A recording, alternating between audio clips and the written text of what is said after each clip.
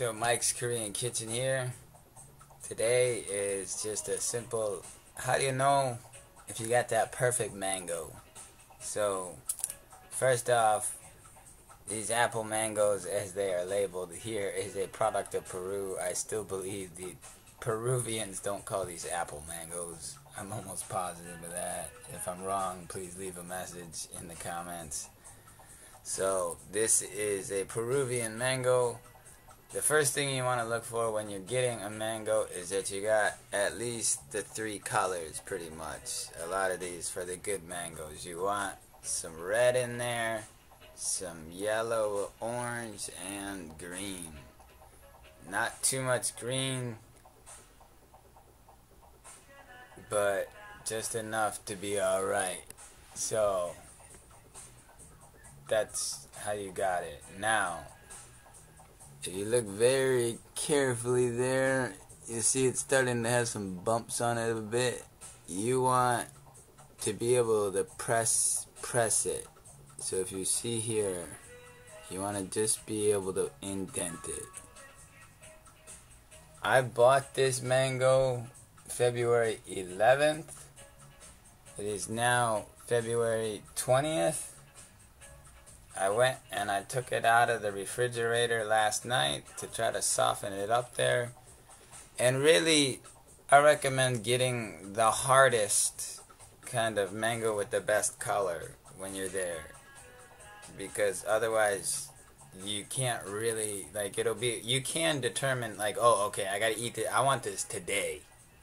If it's really soft and you can press it down like here, you're gonna need to eat it right away. I prefer to get the hardest ones and try to wait till they're just perfect how I like it. Not too soft and not too hard. Just like Goldilocks there. Not too hard and not too soft. You want it just right. This is my ceramic knife that I got at Nucor Outlet Department Store. It was actually only $20, and I think ceramic knives are kind of the best, at least what I've heard rumor-wise, for fruit and vegetables. They don't oxidize as quickly. I'm eating it right now, but you might as well use no oxidation if possible. I've heard that at least. The metal knives do. So, plus they stay sharp for really long. So it should cut kind of really smooth. Just like that. And then, sure enough, you got it like that. It's perfect. This color here, it's a really good texture. You can see the shine on that. Look at the shine on that. You can just see the juices right there with that. Like if you see that, just see the juices shining right off of it. So that's that key.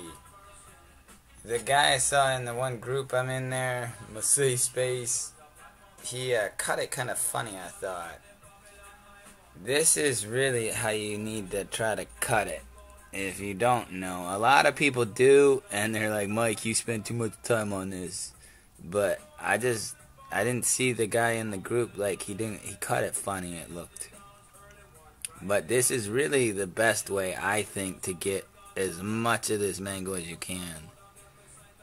And this mango was $6 for this one mango. Because Peruvian mangoes are expensive in Korea, so this was like 6,000 won, or like 550.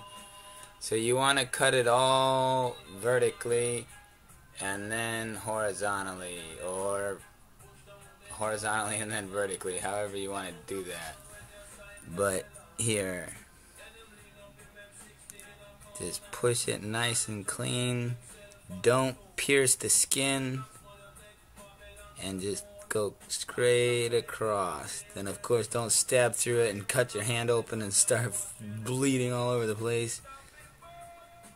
That would be one problem if you are drunk trying to eat mangoes, like working this method. If you are intoxicated, maybe it's not the best way to cut a mango like that in your hand, at least. So if you can see that, That's how that looks there. And there we go.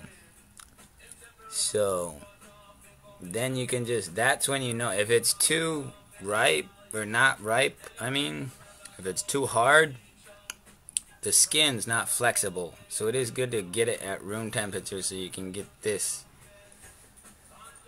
And then it's real easy. Man, that is good. That's a taste of heaven right there. Thank you, Peru. So there's that. So that makes it really easy to eat that. And that's the color you want, really. Like, that's the overall, it's just beautifully orange. And so juicy. Like, it just falls off the skin.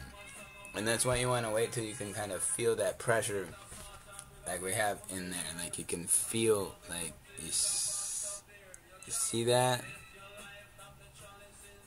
It's like that. It just wants to fall off the skin. Like, you can tell. So, and if it's too soft, then you got issues with it being like bruised and kind of brown. And of course, nothing wrong with that flavor too much, but like always aesthetics for sure. And like we say, it's perfect. Like both ends, like that is just beautiful.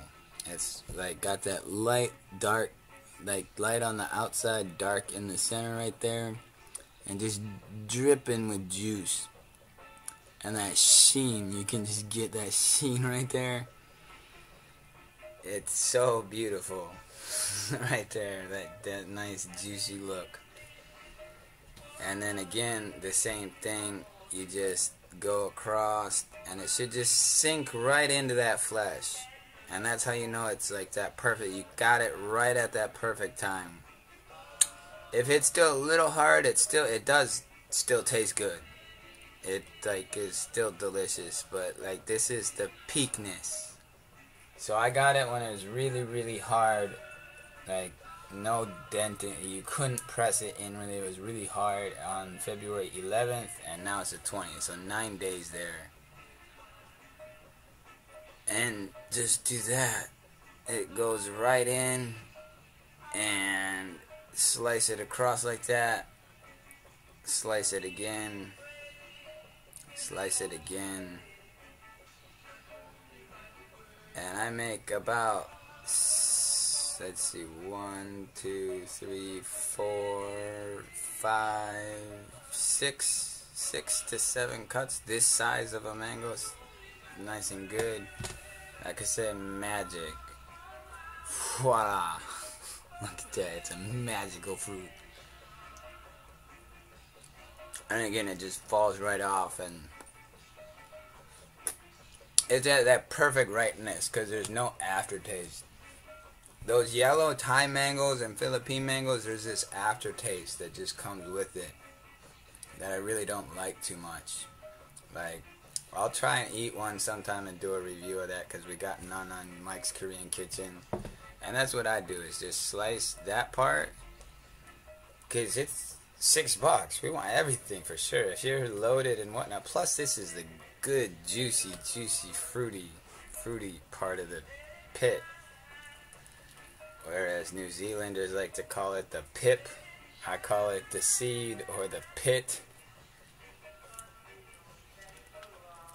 And like everything on this is just so delicious. You don't want any of that to go to waste. So now you got like your little mango burger. Basically, I would say it's not a nothing burger, it's the best burger. But there's a mango pit inside here. But that is so juicy and so succulent. And I always have some tissue. And then, don't let anything go to waste. I will have another video coming out because I am a mango aficionado that I just love. And after I'm done eating that pit, I wrap it up and stick it on the top of the shelf. and dry it out. And then you're left with this mango pit. And that's alright if you got some in there. But once you're done, you got this mango pit that I wrapped up. That this is what I'm going to plant. I'm going to crack a couple and see how that works with inside this versus cracking it open and putting that in there. But always keep your pit and try to plant it, because mangoes can grow wherever you're at. So try to keep that pit. Thanks for watching. It's been 10 minutes, but I love mangoes and I wanted to really help out, making sure you know when it's that firm perfectness, that's when it's right. Enjoy your mangoes.